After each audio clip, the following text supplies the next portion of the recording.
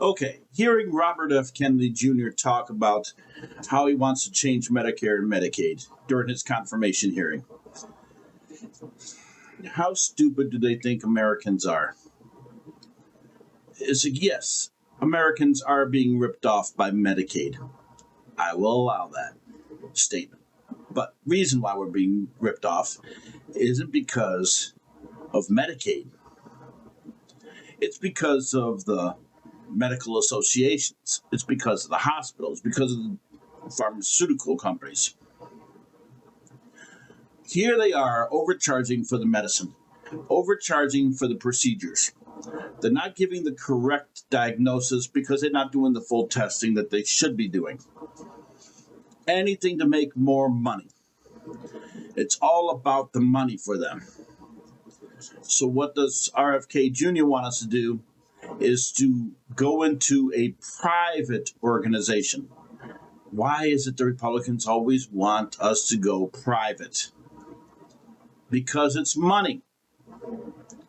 Corporations like United Healthcare. I'm not even going to start with that one guy. Luigi, what was his name? But I'm not even going to start with that.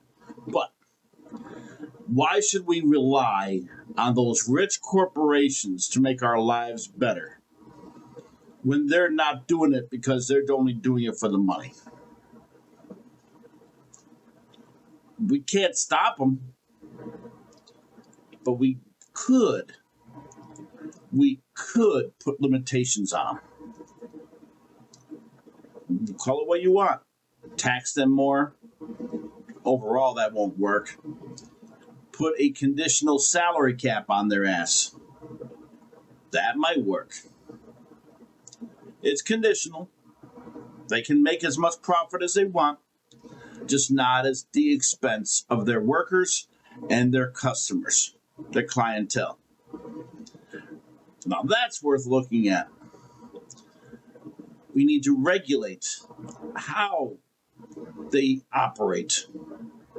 The days of giving drugs only should be over. This is not about having you live with your problems. They should be helping us fight our problems. They should be helping us fix our lives, make us healthier, not just say it. And RFK Jr. talks about obesity and diabetes and all this other stuff. And here he is killing animals on this road with his vehicle and cutting off the head of a whale and putting it to his car. This is the man we're supposed to be trusting with our health. And he had a worm eating at his brain. Seriously? Listen, when you have a person with a worm eating at his brain for our health department, and you have our Defense Department being run by a heavy drinker who's a womanizer. What's next? Are we going to get children's services run by a child molester?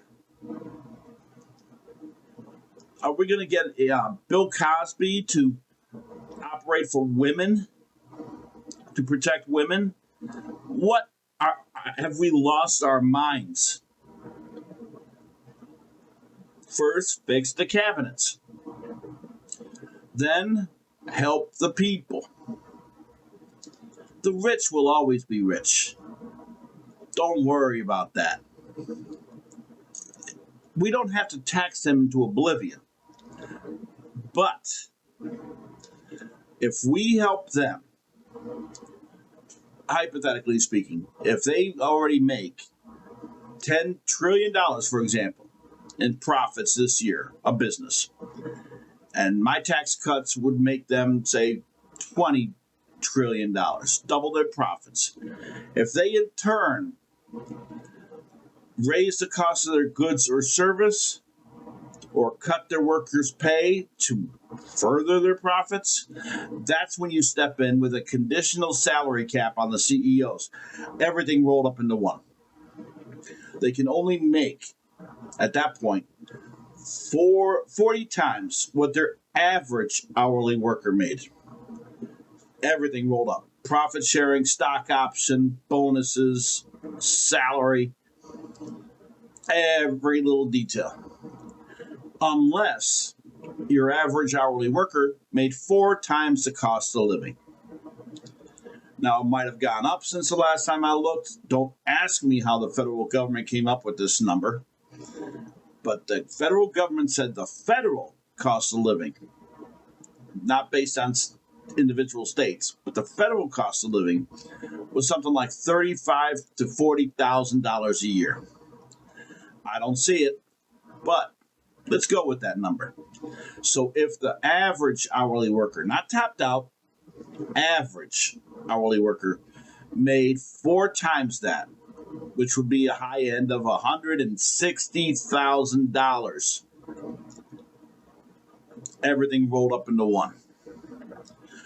Bonuses, stock option, profit sharing, you name it, hourly pay. Then the CEOs have no cap. But keep in mind, if they raise the cost of their goods or services, they effectively increase the cost of living. And by doing such, the living wage would kick in, and so would the pay raise. There you go. But now, if you made $160,000, my tax plan would allow the businesses to write off twice what they pay their hourly workers, not what they pay their CEOs, not what they pay their salary commission, just their hourly. Everything else is 100%. They get to write off 200% what they pay their hourly workers. They get to write off 200% of their benefits to their workers. So if you got health care through work, they get to write off 200% of what they pay into it, not what you pay into it. And you get to write off 200% what you pay into it. So if you have to pay a deductible, you get that write-off. If you have to pay the premiums, you get that write-off, not the corporation. Do you think the corporation will give you the best damn insurance? It gives them twice the write-off. It sure will. So now the workers have nothing to worry about. How are you going to make up that money? Same way Republicans want to. The workers. You don't have to tax them more. But when businesses start to get that kind of windfall from their workers, they're going to hire more workers or pay more money. Or both. Talk about the swimming in cash. Because the government's going to repay them twice as much.